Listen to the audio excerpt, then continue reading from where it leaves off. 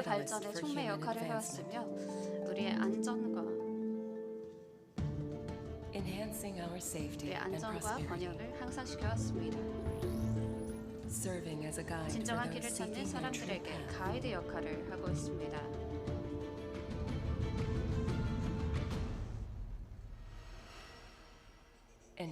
그리고 AI의 등장으로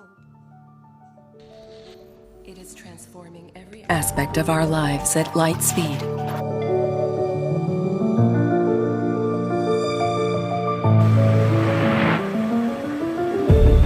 The military domain is no exception.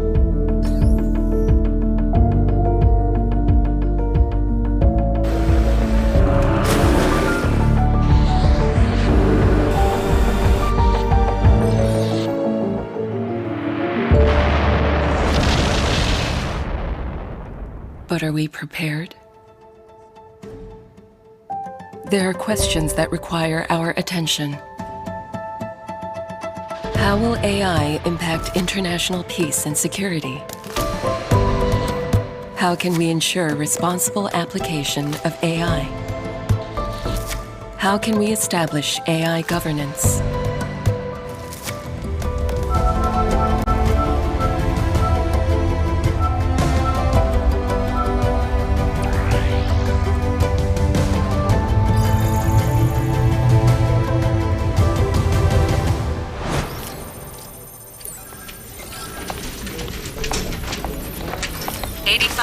Chance of imminent attack detected. Get a clearer image and assess the risk. Maximum resolution achieved. 15% chance of civilian activities. Connect with the ground team for further verification.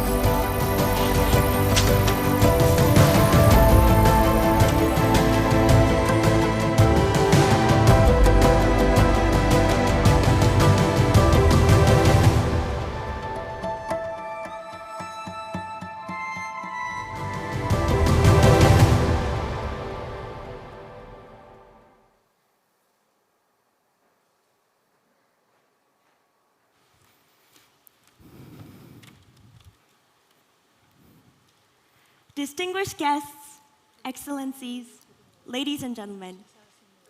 Good morning, everyone. My name is Songhyuna.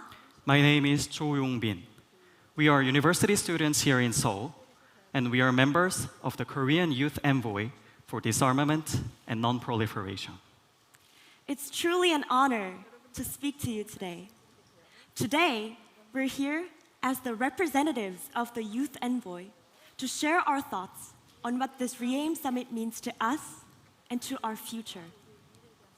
Let me start with my story. I just completed my 2-year mandatory military service 5 months ago. As an Air Force interpreter, I found it convenient and impressive that AI could translate much more smoothly than I could. As I was wrapping up my service, I often thought it was such a pity that AI had not advanced to the point where military service is no longer required. For me, being in Seoul as a student, I witnessed the promises of AI every day in my life. AI have become a reliable study partner, the one who keeps the perfect notes and generously shares them. Also, a lot more of my friends are now starting their own projects and businesses thanks to AI. I see academia, companies, and even government agencies utilizing AI to find solutions for long-standing social problems. However, we recently realized just how much of a double-edged sword AI could be.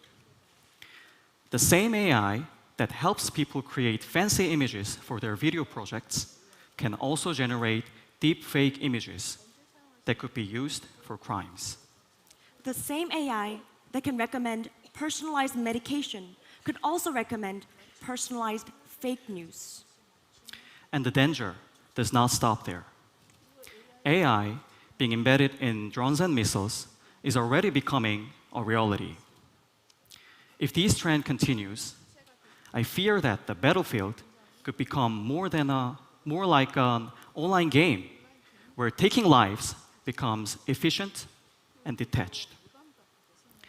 It sends chills down my spine to imagine pleading for mercy to a machine that would never answer.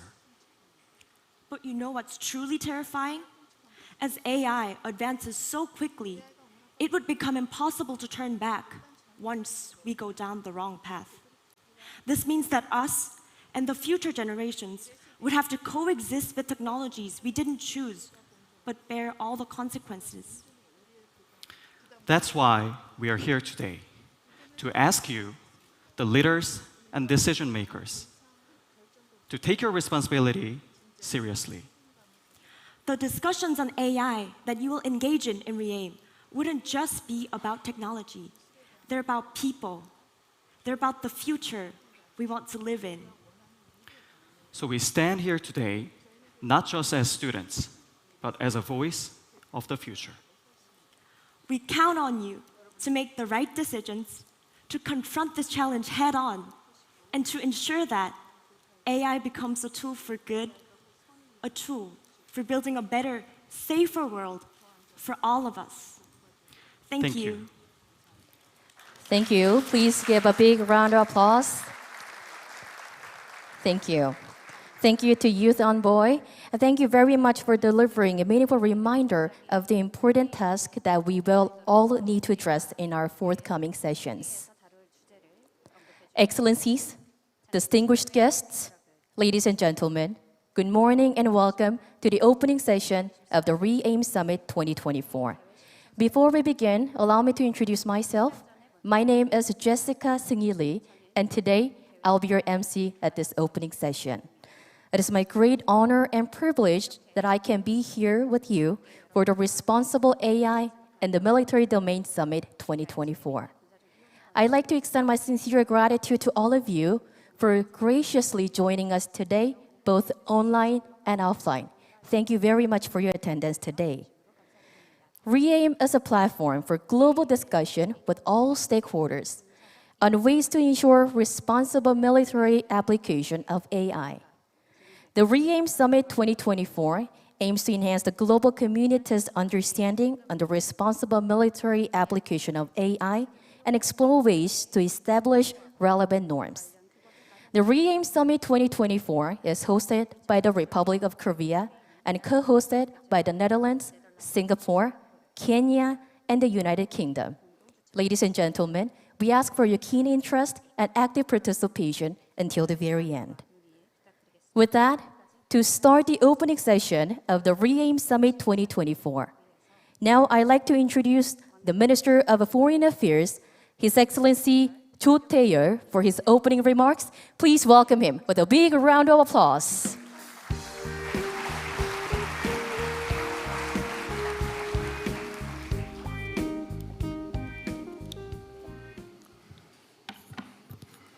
Excellencies, distinguished guests, ladies and gentlemen, it is a great honor to officially open the second summit on responsible AI in the military domain. Let me extend a warm welcome to my fellow ministers, distinguished representatives from various disciplines, and experts who have joined us in Seoul to participate in this invaluable endeavor to establish responsible AI. I take this opportunity to acknowledge the visionary leadership of the Netherlands in launching the REAIM Summit in 2023. I also express my gratitude to Singapore, Kenya, and the United Kingdom, who joined as co-hosts this year, and the 62 organizations contributing to 47 breakout sessions. Distinguished guests, artificial intelligence holds an immense potential to transform our daily lives and to fundamentally reshape our future. The advancement of AI brings with it not only the excitement of innovation and opportunities, but also questions about where this path will ultimately lead. The development of AI in the military domain in particular is unfolding in ways we could scarcely have imagined. Since the bronze warrior Talos in Greek mythology, humanity has long been fascinated by the idea of machines that both resemble us and protect us. Today's military AI, however, goes beyond mere imitation.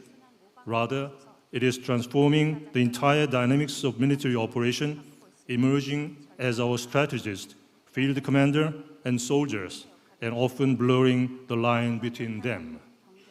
In the meantime, our geopolitical situation is becoming increasingly volatile. Recent years have seen the most serious acts of aggression which challenge the very foundation of rules-based international order. Faced with profound uncertainties on both technological and geopolitical fronts, it is all the more imperative that we set the norms and governance for responsible AI to ensure international peace and security and to preserve human dignity. To this end, I offer that this summit must serve to facilitate global discussions on 3 A's, that is, assessment, application, and anchoring governance. First, assessment. We must foster a balanced understanding of the impact of AI on international peace and security. This understanding will allow us to establish the minimum guardrails necessary to prevent the devastating consequences of AI in the military domain. For instance, AI must not contribute to the proliferation of weapons of mass destruction, nor undermine international peace and security, nor should it ever pose a threat to human civilization. Second, application. We should pool our wisdom on how we can apply our commitment to responsible AI on the ground. Let us carefully break down what it means to be responsible and unpack the issues related to the core principles to begin translating them into concrete actions. The discussions will include concrete measures such as legal review to ensure compliance with international law, mechanisms to prevent autonomous weapons from making life and death decisions without appropriate human oversight, and safeguards against the misuse of AI. These much-needed discussions will lay the foundation for the norms on responsible AI. Third, anchoring governance. We must discuss the governance framework that will anchor our guardrails and specific actions for responsible AI. Here, the rapidly advancing AI technology requires us to establish an agile governance. Achieving this cannot be the work of states alone. It demands an inclusive, multi-stakeholder approach. This is the unique strength of REAIM process as a forum where diverse expertise and insights are embraced. As we undertake these tasks at hand, I would like to draw some lessons learned from history. Exactly 75 years ago, the international community set an inspirational example of what it can achieve when united by a common purpose by adopting the Geneva Conventions. These watershed documents laid the foundation for protecting human dignity in times of war. Unfortunately, they came into being in the aftermath of world wars that claimed countless lives. As we enter a new era with AI, we must move forward with the same unity of purpose to develop the norms fit for our time and before our time is up. As the first multilateral and multi-stakeholder forum on military AI, the REAIM Summit bears testimony to the common purpose that binds us. For Korea's part in particular, in line with our aspiration to serve as a global pivotal state, we are committed to working with global partners to align the development, deployment, and use of AI with our shared values.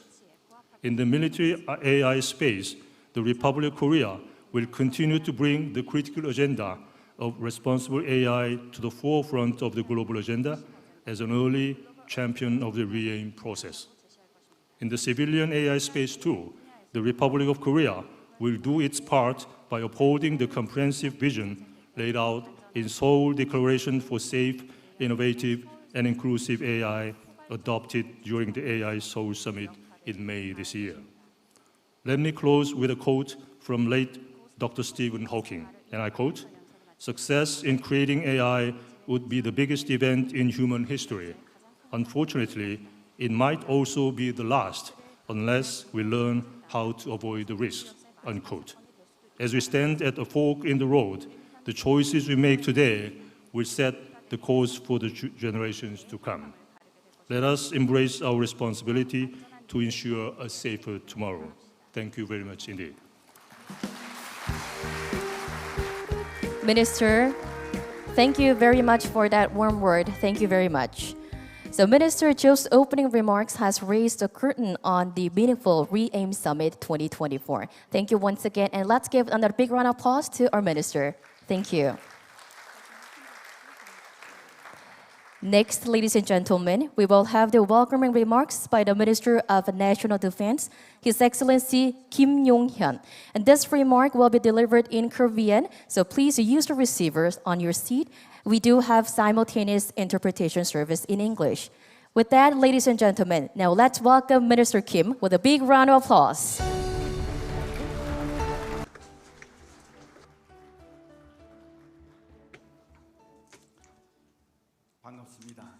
Good morning, ladies and gentlemen. This is the Minister of National Defense of the Republic of Korea, Kim Yong-hyun. I sincerely welcome the representatives of governments from various countries, officials from international organizations, and AI experts from home and abroad who have joined us for the second high-level meeting on responsible use of artificial intelligence in the military domain. 네덜란드 루벤 I'd also like to 브레켈만스 express my 국방부 gratitude to 장관님, the co-hosts of this meeting, 싱가포르 Minister of Defense of the 응앵헨 국방부 Netherlands, 장관님, Mr. Ruben Berkemans, Minister of Defense of 케냐 Singapore, Mr. Ng Hen, 로셀린다 소이판 Minister 투야 of Defense of 국방부 Kenya, 장관님, Ms. Rosalinda Soipan-Tuya, 영국 폴 링컨 Second 국방부 Permanent 사무부 Secretary 차관님 of 등 Defense of the UK, 공동 Mr. 주최국 Paul 정부 수석 Lincoln, 대표님들과 조태열 and 외교부 also Minister of Foreign 장관님께도 감사의 Affairs 말씀을 of the 드립니다. Republic of Korea, Mr. 존경하는 내외 Cho 기빈 여러분, Ladies and gentlemen, 과학 기술의 with the rapid 급속한 development 발전과 of 함께 science and technology, 세계 여러 many 국가들이 countries around the world are expanding 인공지능의 군사적 military 활용 use 범위를 of artificial 확대하고 intelligence. 최근에는 Recently, 러시아 in the 우크라이나 Russia-Ukraine 전쟁에서 war, 인공지능이 적용된 Ukraine's AI-powered 우크라이나의 drones 드론이 have played the role 다윗의 of 돌팔매 David's 역할을 하고 있습니다. slingshot. 대한민국도 In 변화하는 response to the changing 미래 안보 future 환경 security 속에서 environment, the 국방혁신 Republic of Korea 4.0을 is 통해 building a strong AI-based military 인공지능 through 기반의 과학기술 강군을 defense 건설해 나가고 있습니다. innovation 4.0. 이처럼 As such, 인공지능이 AI being 군사 applied 분야에 in military 적용되면서 operations 군의 is 작전 significantly 능력을 enhancing the 비약적으로 operational 향상시키고 capabilities of the 있습니다. armed forces. 하지만 오남용에 However, AI 의한 also 피해도 holds 초래할 수 potential 있는 to cause harm when 양날의 칼과 misused, 같은 특성을 embodying the 가지고 nature 있습니다. of a double-edged 따라서 sword. 우리는 인공지능의 Therefore, we must 군사적 establish 이용에 관한 strict standards and 철저한 norms for the 기준과 military use 규범을 of 마련해 나가야 AI. 합니다.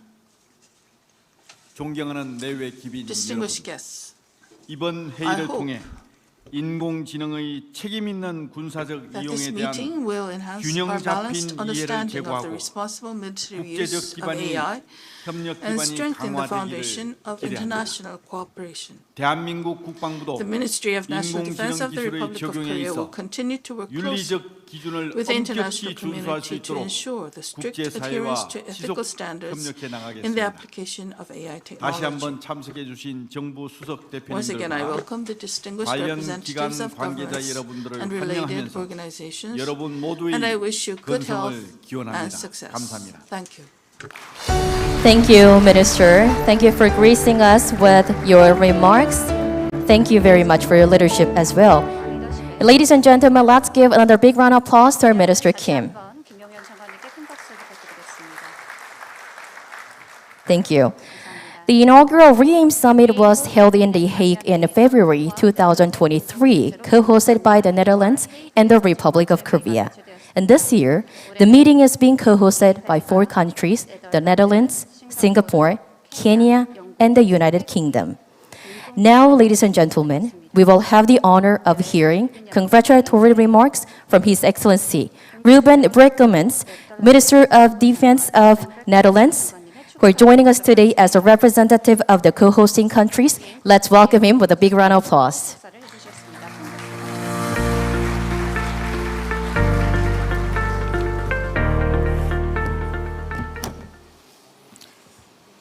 Excellencies, 존경하는 esteemed guests, it's an honor to welcome you 여러분들을 as a co-host and Minister of Defense of the Netherlands. I'm very proud and happy to see so many participants from so many different countries. That diversity is the strength of REAIM. And I would like to thank Korea for making its second REAIM Summit possible after the first edition last year in the Netherlands. The bond between Korea and the Netherlands is strong and centuries old. And I share this for a reason, because it all started with a remarkable incident. In the year 1653, a Dutch sailor named Hendrik Hamel was traveling on his way to Japan. But due to a heavy storm, he was shipwrecked and became one of the first Europeans in Korea. This shipwreck brought our countries together in an unexpected way. It resulted in a remarkable partnership and even friendship that lasts until today. Over 400 years ago, we explored the opportunities of the sea. Today, we explore the opportunities of artificial intelligence. But this time, we try to do this without any shipwrecks. REAIM shows that we stand united in dealing with current challenges. It represents our shared dedication to develop and deploy applications of AI in a responsible way. Together with our co-host, we invite all countries present here today to work together in a new partnership. A partnership that will work towards international agreements on AI in the military domain. We all understand the importance and the impact of AI. We are aware of the risks and the ethical questions involved, particularly in its use for military purposes. These risks of AI in the military domain are serious. Consider, for example, a lack of human judgment and control, unwanted escalation, and the potential lowering of the threshold for violence. The first edition of REAIM, hosted by the Netherlands last year, focused on myth-busting AI, exchanging knowledge, and reaching a shared view on the challenges and opportunities of AI in the military domain. Now, a year later, we have reached a point where we can work towards more concrete steps and integrate our endeavors. At the same time, it's necessary to remain realistic. Technology will keep developing fast. Countries continue to acquire new capabilities in this field. Not everyone in the world is using the same standards or respecting internationally agreed principles. But this does not mean we should slow down our efforts. On the contrary, this makes it even more important to develop a common language, shared principles, and international agreements. This enables us to speak out when someone is deviating from the norms that we set. So let's not be naive, but stay determined on our path of progress. And in this context, it's also relevant to mention the establishment of the Global Commission on Responsible AI in the military domain.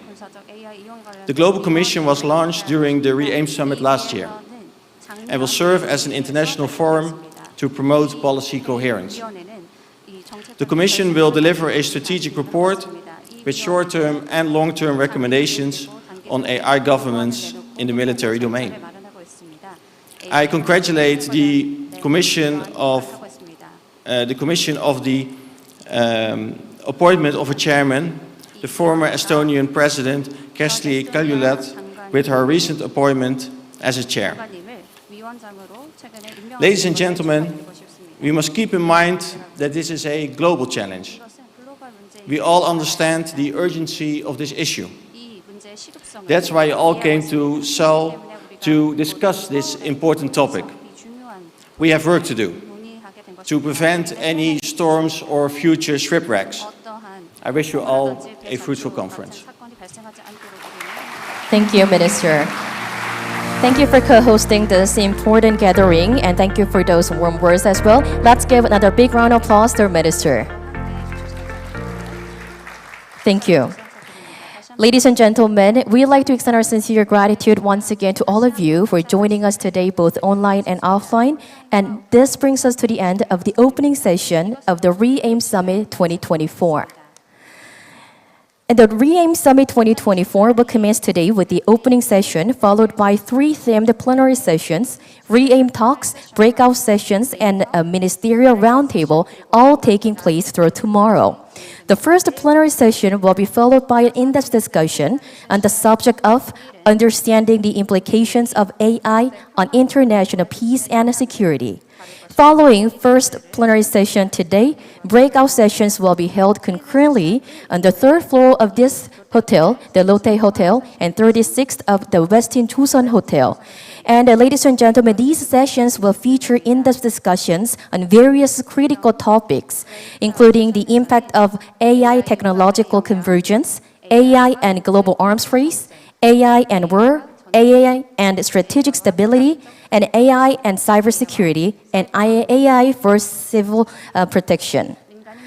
And after the lunch break, we will have our second plenary session titled Implementing Responsible Applications of AI in the Military Domain, followed by REAIM talks on essential AI rights and insights for policymakers here in the Crystal Ballroom.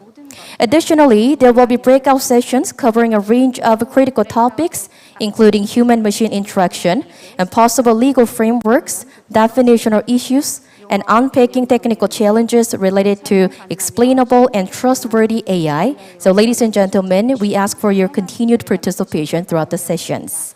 And ladies and gentlemen, on the screen, we do have the QR code for you to access. So now, please take out your mobile devices and scan the QR code. And please share which breakout session you'll be joining in after the first plenary session here at the site. And once again, please scan the QR code and please share your plan after our first plenary session. And ladies and gentlemen, once the stage is ready, we will begin plenary session 1. So now please remain seated. And we look forward for your keen interest and active participation. Thank you very much for your attendance today. 함께 해주셔서 감사드립니다.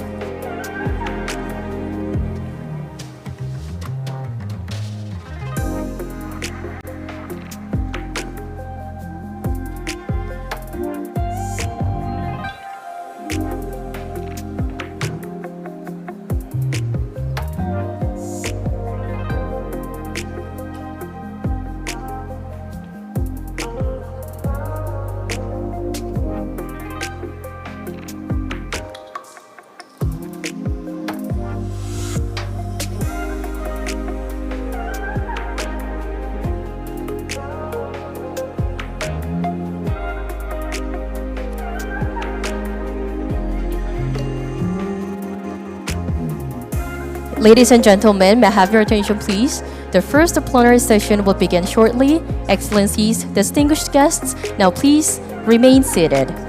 Thank you very much for your cooperation. Once the stage is ready, we'll soon commence our first plenary session. So now please be seated. Thank you.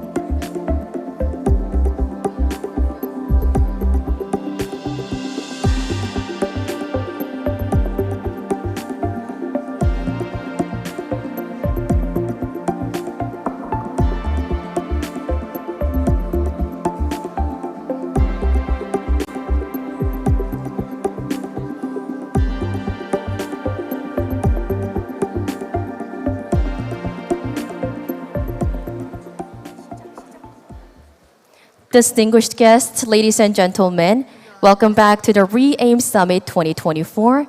Now we will begin the first plenary session.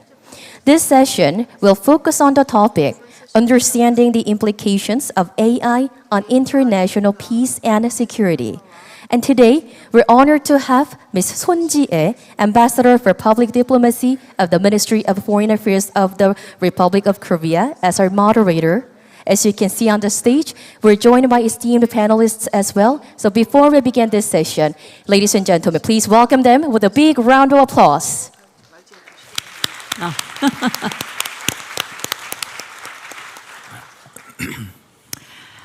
Welcome, ladies and gentlemen, to Plenary Session 1, Understanding the Implications of AI on International Peace and Security.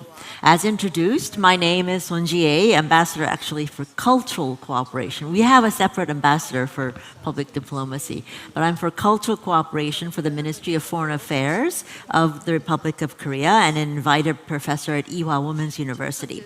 Now, while cultural cooperation may seem like a far distant topic from responsible AI in the military domain, I like to put both in the category of tasks that we have to tackle in order to ensure long-lasting global peace and security. So I feel quite comfortable on this stage. As Minister Cho pointed out, we already see that as advances in artificial intelligence accelerate, the ways that state and non-state actors apply it in conflict environments are growing. From Ukraine to the Gaza Strip, militaries are applying the technology in different ways to advance their interests. And we also see signs that this will grow even more.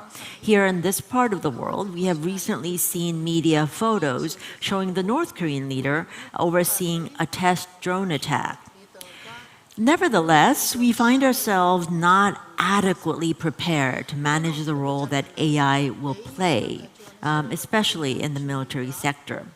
Many believe this will be a critical year for determining whether global governance and peace are achievable within the international system. So this is an opportune time to gather and group a renowned experts, both in the academic, private, government, as well as the military fields, to seek their collective wisdom to the critical issues at hand. Which is what we have done today.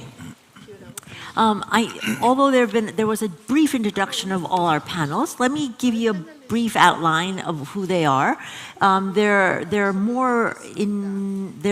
deep backgrounds of all of them can be found in the online version of our brochure, but I would like to introduce everyone that is here on our stage. To my immediate left, we have General Lee Young-soo, Chief of Staff at the Republic of Korea Air Force. Welcome, General Lee. Thank you. Next to him, you can save the applause for a big round, maybe at the end of this. Next to him is Mr. Frederick Chu, Deputy Secretary in the Ministry of Defense of Singapore. Singapore, as you know, who is one of the co-hosts of this conference. Welcome, Mr. Chu. Thank you. And then we have Mr. Mike Baylor, Vice President of Lockheed Martin. He represents the private sector. So welcome, Mr. Baylor. Thank you. And then we have Dr. Saeed Al-Dehari.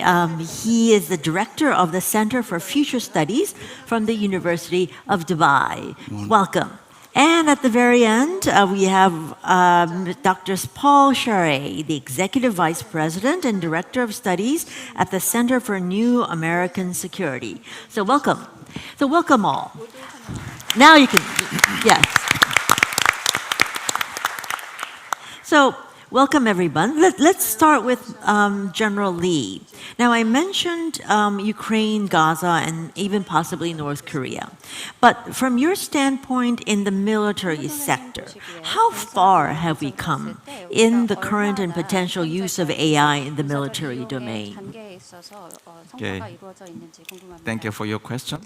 I am General Lee Young-soo, the Chief of Staff of Republic of Korea Air Force. I'm deeply honored to represent the Korean government in this high-level panel discussion. Thank you for giving me this opportunity to engage with experts from around the world. I look forward to sharing various perspectives. Let me return to the question. The question was about the current and potential usage of AI in the military domain. Until recently, the application of AI were limited to just a few countries. But with rapid advancement in AI technology in recent years, the development of use of AI have become increasingly common.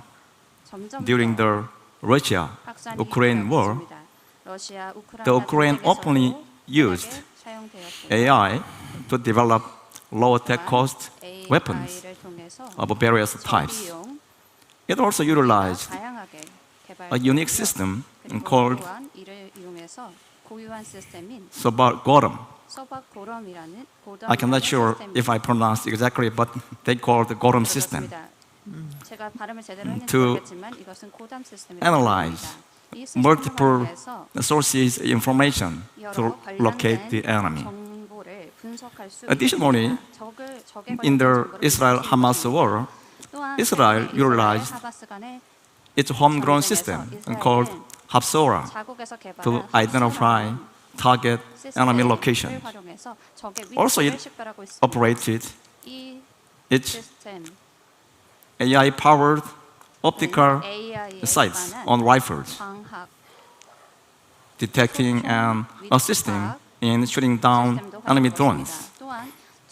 Likewise, the technological advantages can be applied to all mission areas in the military, such as command and control, C4I, or UAV, fire support, logistics, including cybersecurity.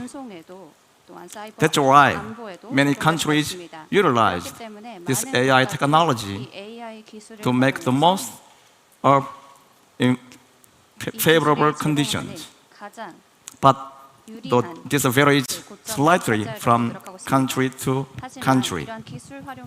But currently, leading AI countries has been expanding the development of intelligent decision-making, cyber warfare system, and unmanned systems, autonomous weapon systems, including cyber, space, electromagnetic warfare systems. In future warfare, they will keep focusing on these areas and expand those utilization in the future. But last but not the least, this improvement will completely transform the character of warfare and the conduct of battles. On the other hand, it will pose a threat to humanity without any international cooperation and adequate preparation. So, it's high time we should work together, collaborate. And it gives another dilemma. That's why we should be here. That's all I have. Thank you. Thank you, General. Are you going to applaud after every answer? Please don't. Although they are applaudable answers, let's save the applause for the end of the session if you could. Thank you, General Lee. And I will return to you and maybe ask you about the transformation that you see, but a little later. But first, I'd like to maybe go on to Mr. Baylor. I mean, General Lee talked about all these different military technologies and applications. But, you know, from a private sector, this is also must be revolutionary and something that the private sector needs to be front and center on. So could you tell us a little bit about what's going on in your area? Absolutely. So, as a representative of industry, I'll talk a little bit about what we're doing there. We firmly believe that we need, both national and international AI governance standards. We need to be moving forward in that, and this is a great opportunity to have that stage here, and thank you for the opportunity to speak today. So we need to push for that. From an industry perspective, we have a huge role to play to ensure that we build responsible AI technologies to employ within our products and services, both internally to our own corporations as well as on the mission side, supporting the warfighter. So it's a critical role to play. At Lockheed Martin, we took that on our own to build what we have called machine learning operations capability, or AI factory is what we call it. And we purpose-built that to align to our DoD, United States Department of Defense's 5 AI ethics tenets, which is responsible, governable, traceable, equitable, and reliable. So we custom built that capability to really apply to in the military domain, because we have to pay extra attention to, obviously the outcomes of the AI technologies that we develop. So we're investing and trying to drive the ball forward on that. We've also, at the national level, partnered with an organization called NIST. It's the National Institute of Standards and Technology. It's the working arm of our executive branch. The White House in the United States put out an executive order for the safe use of artificial intelligence, and NIST is working to build, support to the policy of that, as well as processes in order to apply AI. And what NIST did was they brought together industry and the government to work together, and we're taking the various piece parts of the AI challenges and opportunities that we have and really putting the best of industry and government together to hopefully drive to solution. I think it's all of our wish that we need to do similar types of things at the international level. There's a lot that we have to offer collectively. Common sense AI governance guidelines would be a great start. So that's something that we're interested in, and it's something we should be talking about throughout the conference. But the main thing is we need to build common sense AI governance policies or guardrails for industry. This process needs to be fluid. With the pace of technology and with AI and how fast it's advancing, it's incredible. So when I build a policy for my corporation, I joke the day that we publish it, it's already out of date. We need to continually update it with all the AI technology. I'll probably get out of this meeting and there'll be some new generative AI model that does something I never thought before. So we need to keep pace with that. And the last piece is thinking about how do we educate, not just educate the workforce that's building these AI solutions for our customers in the military domain, but the decision makers and policy makers to really have a deep understanding of what AI does and does not do, and the guardrails to which we need to employ to keep us all safe. Thank you.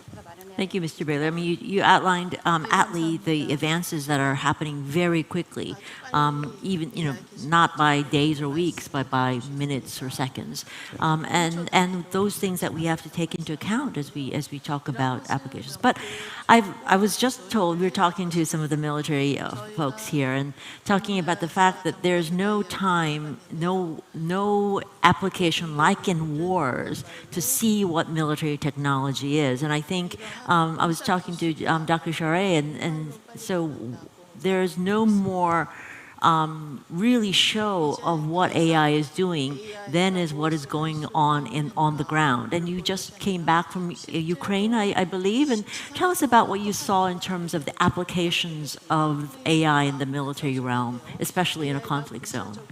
Right, thank you. And as you mentioned earlier, we are seeing AI and autonomy used in conflict zones around the world.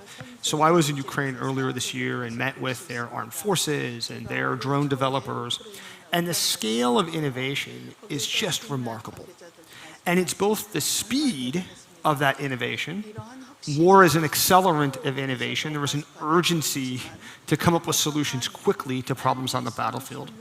But also what really struck me is how widely available the technology is.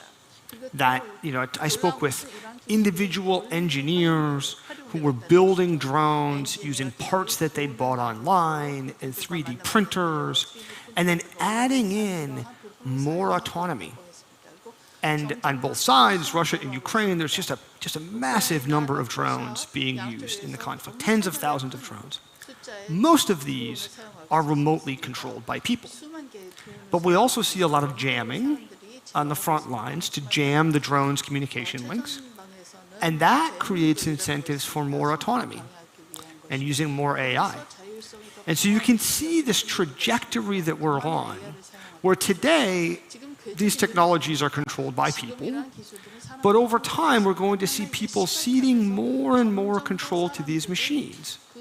And so I think there's just this incredible urgency to the issues that we're discussing at this conference of, what are these rules going to be that are going to govern this technology? Because countries are moving forward, developing this, and there's a real need to try to understand, will there be some global governance? And if so, what will it look like? Thank you. It was a very realistic portrayal of what's going on. Before we talk about the ethics issue, which we do want to touch upon, and I think I'll go to Mr. Alderi for that, but in a second, because we do want to finish off our assessment of what is happening in the military domain in terms of AI by talking about the issue that generally brought up in terms of transformation. You talk about how AI is both in the offensive as well as the defense aspect of military. When all of this is taken into account, how does it transform the military domain in a more systematical form? And maybe for that, could we go to Mr. Chu and sort of, as someone in the ministry, how does that affect the way that you deal with the whole military and planning in the future? Thank you very much, Ambassador Song, and 안녕하세요. Very good morning to everyone. It's wonderful to be here this morning. I see many familiar faces, and I also look forward to meeting many new friends and colleagues over the next few days. Very honored to be on this esteemed panel with many leaders and experts in this field. Singapore is very honored to be co-hosting this summit together with Korea, the Netherlands, Kenya, and the United Kingdom. We think that it's timely for us to be embarking on this very important conversation. You know what comes to mind? I have served my entire career in the military, and I think it's useful to hark back to what was the craze back in the 1990s. You know, we will remember what we used to call the revolution in military affairs. In the late 90s, we were talking about connectivity. We were talking about digitization. We were talking about computerization, and that's where the term CCIS came about, Command and Control Information System. So at that time, it was about connecting information to facilitate decision making. How do you reduce the decision making loop? But I think what we are seeing today is a significant step up, because it's not just about connecting information together, but you start to see the cognitive realm coming into the military. I think that is a significant shift. In the past, machines were able to help us transmit information. We can analyze it, but today we are talking about potentially machines being able to assess and even, as what was mentioned just now, make decisions on behalf of military decision makers. So I think that is a sobering thought. It's a sobering thought and a sobering step up, because in the military realm, with all due respect to the commercial world, I think when you talk about a tactical or a decision made by a machine, you can have catastrophic consequences. It's life and death. Yeah. At a tactical level, it could be an AI in a scope. You shoot the wrong person, it's a tactical error, one life is lost. But if an AI generator were to make a different decision in a hotly disputed maritime domain, that's not just a tactical mistake. It could be a tactical mistake to begin with, but it has strategic ramifications. And once the genie is out of the bottle, you can't put it back in. And so I think that is the challenge that's confronting all of us, all of you, and that's why it's extremely important that we're here to have this discussion. The second point I would like to make is that I think, again, different from 20 years ago, what makes this very, very unique and challenging is that this time round, the developments in the commercial world is actually leading the military. And it's completely dual use. It's not what it used to be when you talk about a competitive race to build a precision weapon, to build the best tank. But now we're talking about commercial applications that is fueling and generating the innovation and just the speed of creation that on the military side, right, if we were to just blindly follow it, we may not have the necessary guardrails and assurance. So I think the challenge ahead of us is to be able to keep pace with what's happening in the commercial world, but make sure that we have a more inclusive conversation that is not just among military personnel, but it's also with big tech companies, with the industry, right? It will only do us good if we are open to more conversations with non-typical players that we don't typically see in a military dialogue or security dialogue, because such is the nature of this technology. And we need to keep pace, need to exchange views on what are some of the principles, what are some of the guardrails that will keep us safe. Thank you, Mr. Chair. They're very important points and ethical issues that you raised, that the interconnected between not just the military, but you hear a lot about all the technology that we use on a daily basis coming from the military. But you talked about the fact that in this instance is actually, it's something that the commercial sector is leading. It's not just even the commercial, as Dr. Share talked about, it's even private citizens who are taking on initiatives and really moving this technology forward. So there are a lot of things to consider. Before we go on to General Lee, I think Mr. Bailey wanted to also sort of comment on this issue. Those are really great points. And from an industry perspective, we built a capability to use artificial intelligence to help prevent and predict wildfires. Wildfires is a big issue that we have in the United States, in Western United States. So we built various AI solutions to be able to accurately predict where the fire is going to go. Where do you put you have your firefighters, where do you put them? And it was all driven by AI, and it significantly increased the speed at which firefighters can react. And we're building partnerships with various firefighting organizations that are really interested in applying that technology. We found it's very similar to command and control. From a military perspective, but there's other other domains like humanitarian assistance, disaster assistance, cybersecurity. There's other domains that we use when we built the firefighting as a service capability using AI. We pulled in IBM, NVIDIA, Red Hat, and all of that. They were very eager to partner with us on that, and we all learned a lot together.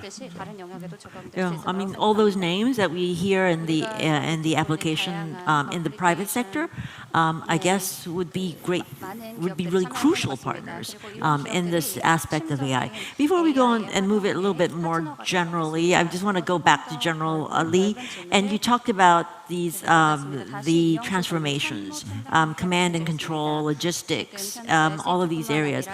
From a person who is in the military domain, how does that transform the way you make your decisions?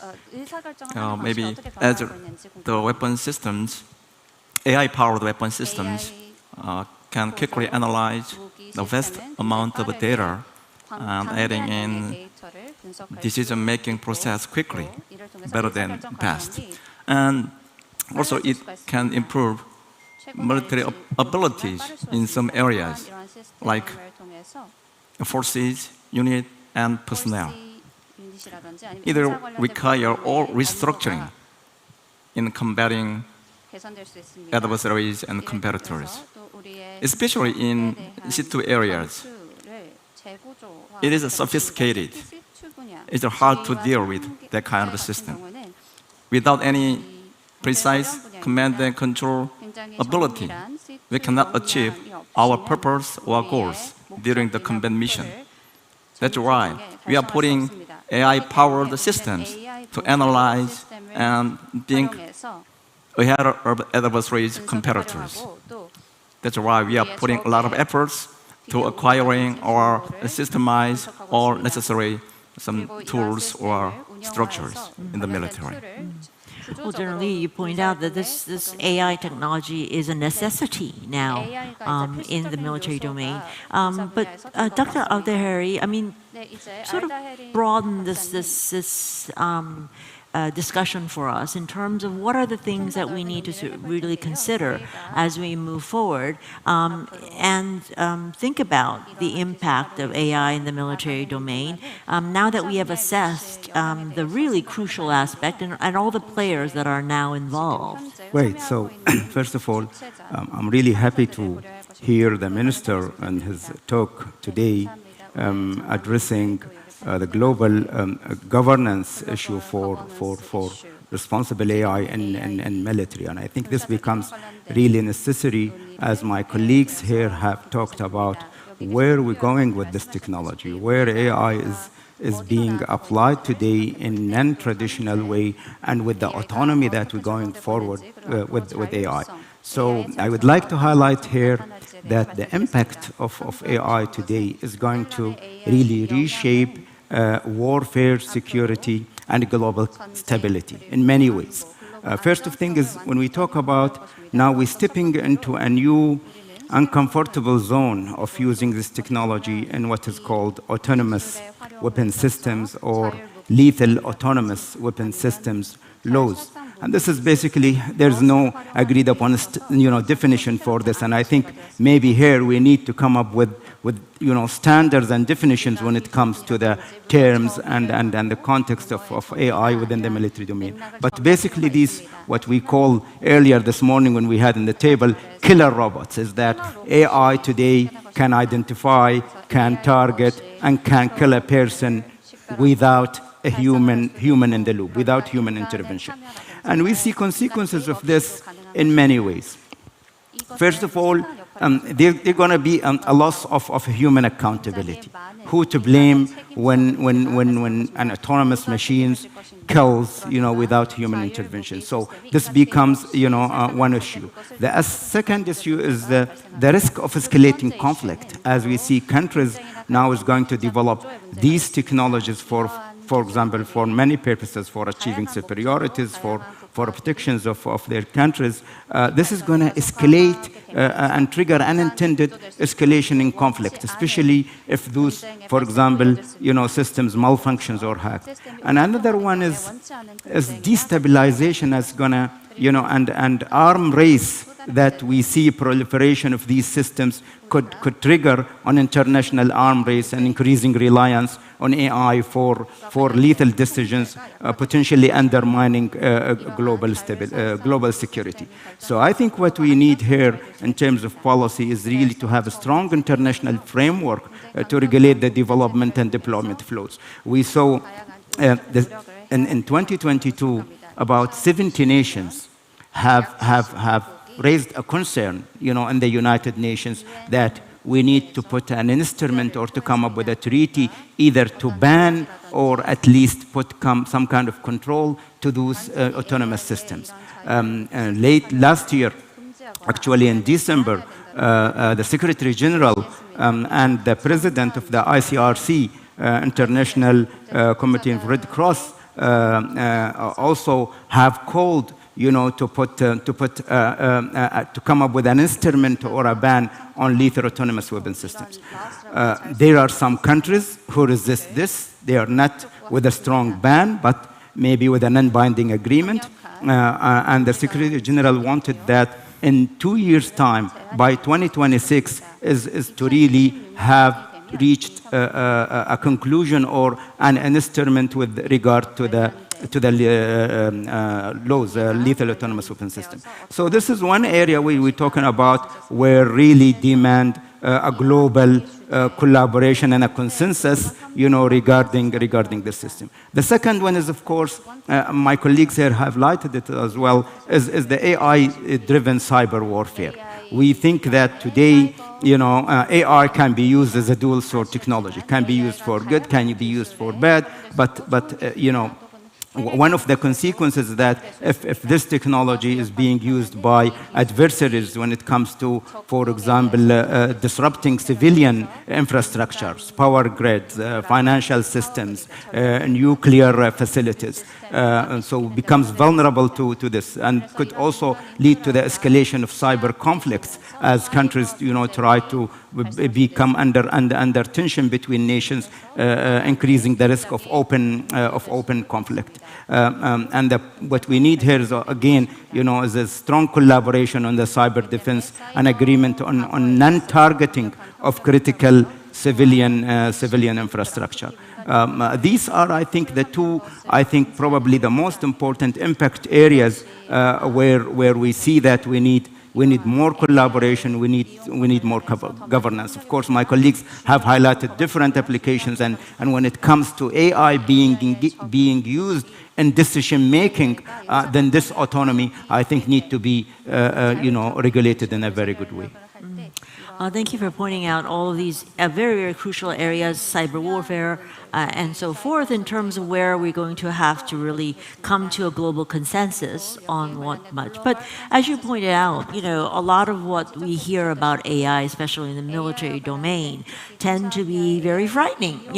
The killer robot is one area. I mean, all of these things. And so when we think about AI, we think about how do we ban it, how do we control it. But, it's a bit of a, I guess when you do documentaries and movies about AI, it attracts more if you do it in a way that it's, end of the world scenario.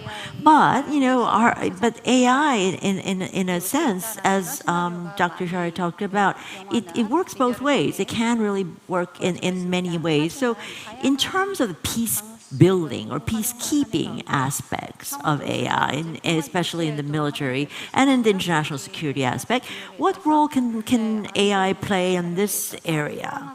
I'm going to open this up. I actually thought about Mr. Chu starting the conversation, but of course, after Dr. Chu, anyone can jump in if you like. But Dr. Chu, what do you think?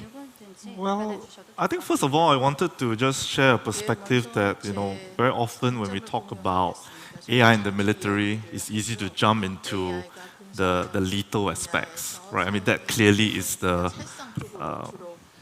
highest risk, and it causes a loss of life. But I think what requires our attention also will be in some of the non-kinetic area, such as information, right? It is a very, very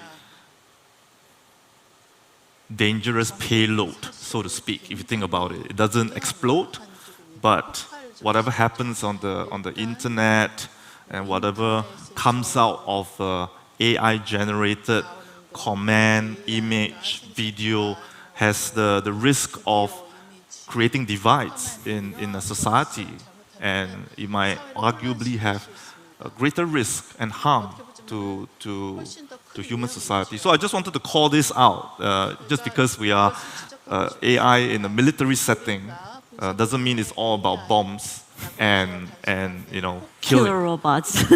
Today, there are more insidious forms that can do us harm.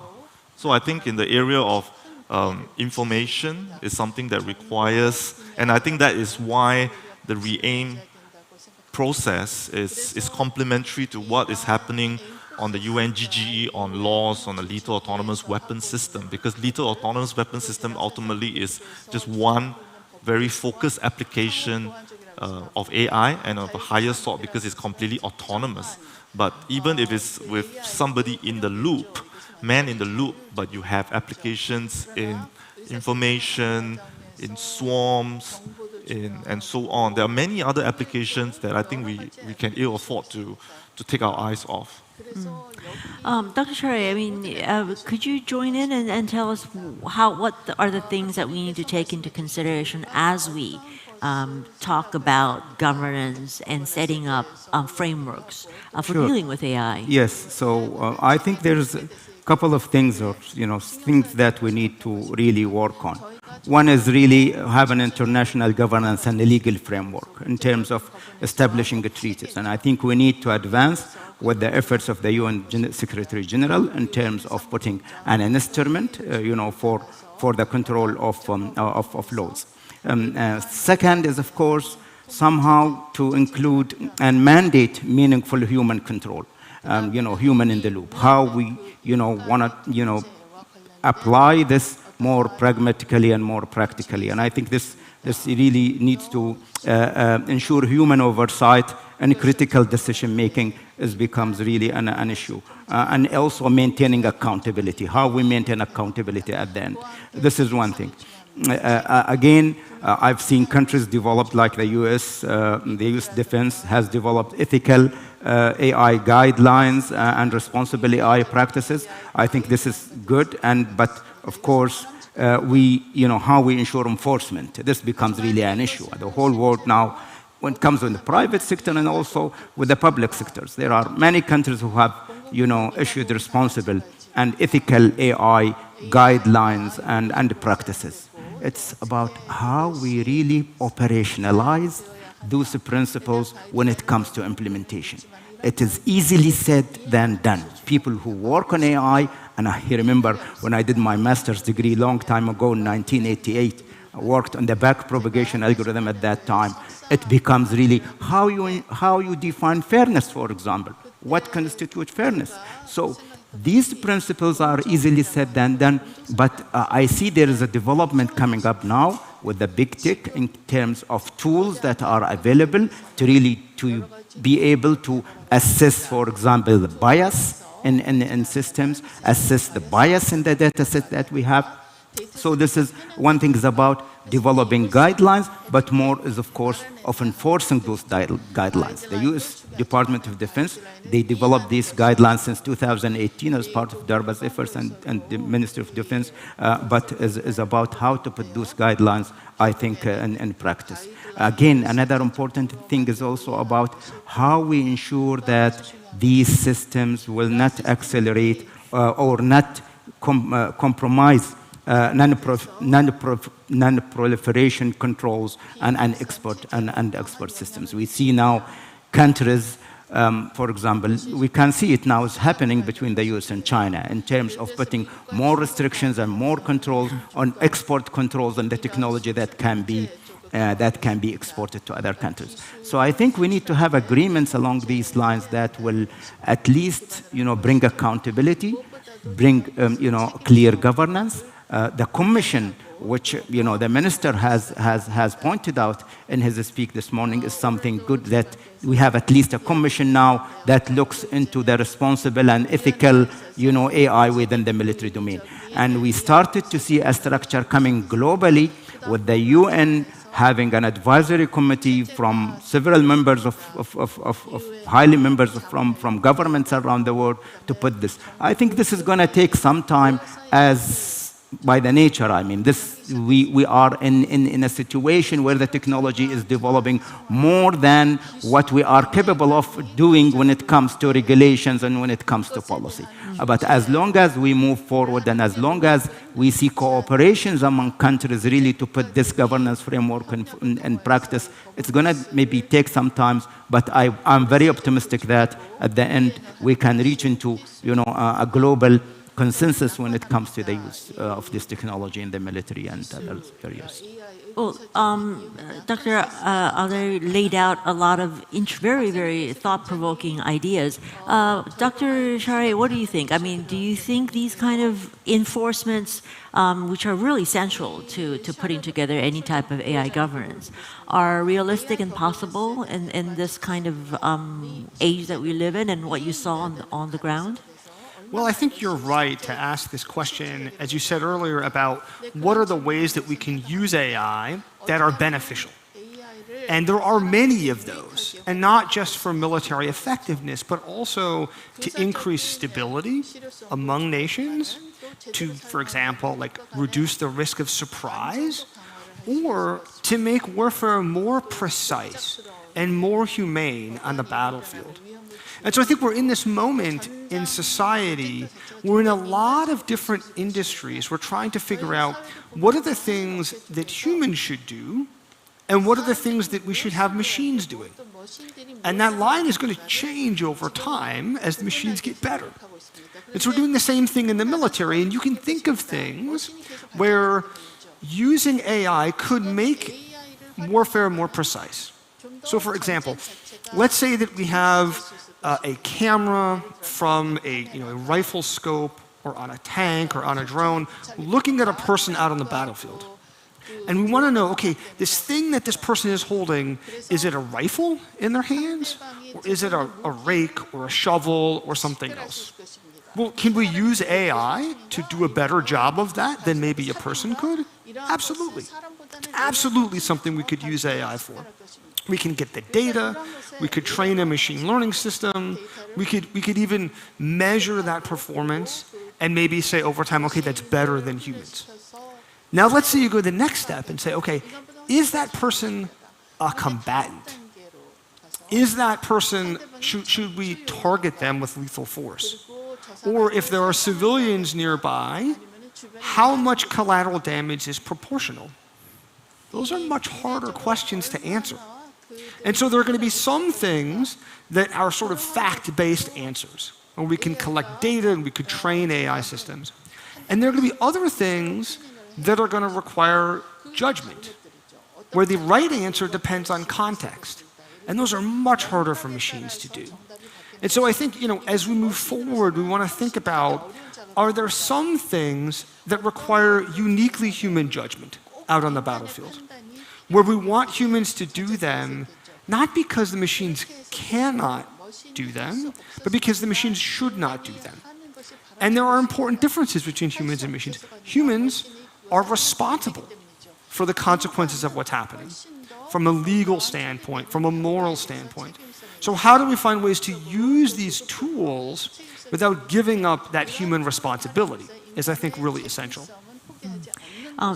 Very interesting points. Finally, I think, because we're really getting down to the final minutes of this session, all those implications that Dr. Shari talked about, Mr. Baylor, from a technology, from a commercial sector point of view, how do you see the safeguards that need to be established in order to be able to put together an AI governance that is effective? Yeah, from an you sigh as you. Yeah. There's a lot there to unpack, and we only have 3 minutes left to get through all of it. And it's in constant flux, as we talked about, with the technology and the movement that we have. I will say, there's a couple things I heard, like the good AI versus bad AI and all this. And I had the opportunity to listen to Jensen Huang, the CEO of NVIDIA, speak, and he talked about the curve of technology. He talked about Moore's Law and how fast everything moved, and AI is eclipsing that acceleration. And you need to be on the curve, right? And your adversaries are going to be on the curve, but you need investment, you need research, and as long as you're ahead of them on that curve, the good AI is going to beat the bad AI. That's a tough place to try to be. When you're talking about technology moving at a pace that we are living in. Is that possible? I think so. I think we can treat artificial intelligence just like any major human invention that's occurred over time. I think we'll see similarities with that. We've seen that with other types of technologies, and how resourcing and, I would say, the good aspect versus the bad aspect tends to have a technological edge on our adversaries, and we need to treat artificial intelligence the same through proper governance and accountability and the ethics, while maintaining all of that. That's absolutely critical, everything that we do. While there are a lot of preconditions that we've all talked about in terms of really determining what the effect of AI will be, on a final note, because we only have a minute and 20-some seconds left. I want to ask a final question because this is the first session and it's understanding the implications of AI in international peace and security. Just a quick round of questions and maybe a quick round of answers based on maybe one word or more, maybe one sentence. Do you believe AI will have a positive or a negative impact on global peace and security, taking into account all the considerations that we talked about? It's a difficult one, but what do you think? General Lee? I think it has both positive and negative impacts on global peace and security. On the one hand, it can enhance military operational capabilities like detecting and making precise decisions. But however, on the other hand, it escalates some kind of arms race or some fierce competition between nations. Everything, considered everything, it depends on how AI is developed, used, and employed. Well, I think General Lee gave the standard answer, the correct answer. So I think for the rest of you, you can't do the same answer as General Lee. So if asked the same question, do you believe, Mr. Chu, do you believe AI will have a positive or negative impact on global peace and security? You know, that's a real tough question to ask somebody who's dealing with defense policy because we are eternal pessimists, right? My job is to think of the worst that can happen and to make sure we put in as much mitigation as possible. But I think we are, as is clear from the conversation, I think the train has pretty much left the station in that I think it goes without a doubt that all our capitals and our governments we are going to pursue AI and take it as a force for good to begin with, as a starting point, be it in the commercial world, in the military, as what Paul mentioned, you know, so that you are more precise. But I think what we need to do is now to come together to look at what are the mitigations. I think that is where we need our focus on. I think there's not much point in trying to hold people back and say, oh, all of us, let's stop doing AI. I don't think that's going to be possible. Right. And I think we've got to accept the world as it is. And so I think as a parting shot, I would just try to share, I think what in my mind, and this is also what Singapore within the Ministry of Defense, we outline as the 4 basic tenets. I think first, we want to make sure that the use of AI in the military is responsible. So I think this goes back to what Paul was mentioning, that I think it has to be very, very discerning in terms of what the human should decide on and what the machine should decide on, and ultimately the human and the developer will take responsibility. So the first one is responsible. Second, it needs to be reliable. So we need to have benchmarks, we need to have qualification standards to make sure that you are a high degree of accuracy and not a low one. Third is robustness, right? Because we talk about a lot about usage of AI, but we haven't even spoken about counter AI and vulnerability where there can be possibility of spoofing, right? Where you may not want it to do it that way, but nefarious actors may make it work in a different way. So you need to be robust to deal against such threat actors. And finally, we need to be safe, right? Because even in employment of drones, I think first and foremost, we in the military always talk about, please make sure you don't knock somebody to your left and your right, and make sure that it's supposed to move where you want it to move. Because before you talk about shooting a target, you make sure you don't hurt your own folks. Yeah. So I think that's something that I just want to leave for consideration: responsible, robust, reliable, and safe. Well, I think Mr. Chu, as a policymaker, laid out a very firm framework. For the 3 rest of you, I will look for one word, one sentence. Sorry, I took all this. I think it's going to be positive. Yeah, positive? Yes, but yes. Yeah, there's going to be challenges along the way, but it's going to be positive, net positive. Wonderful. Dr. Aldehari? Yeah, I think it's going to be positive. It all depends on us, how we figure out the challenges that we spoke about, and how we put a solution to those challenges. As simple as that. It all depends on us to make it positive. But the weight is on the positive aspect. I think hope and weight. Dr. Shari? I'll give you a very short answer. I think it's on us. I think we have a choice on how we use the technology, and AI can do a lot of things, but it can't set the rules for how we're going to use this. It depends on what we do. So it all depends on what we do from here on forth.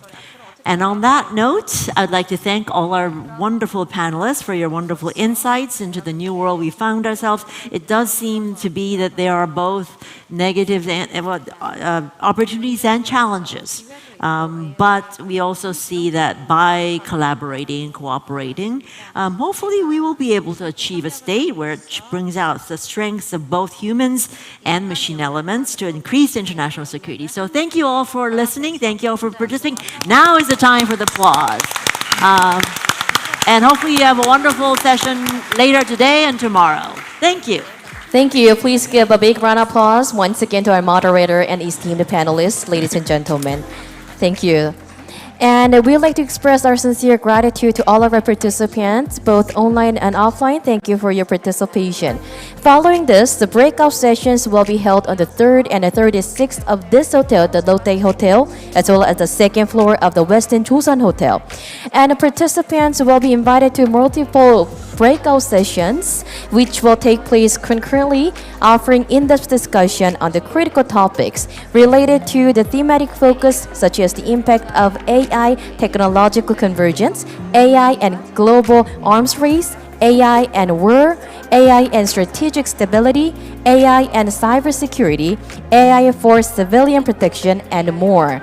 Please refer to the screen for the direction to the Westin Josun Hotel. And you can also scan the QR code to access more information about our sessions and the route as well. So ladies and gentlemen, we'll resume with our next session, which will be the second plenary session from 2 p.m. Korean Standard Time. Thank you very much for your attendance today.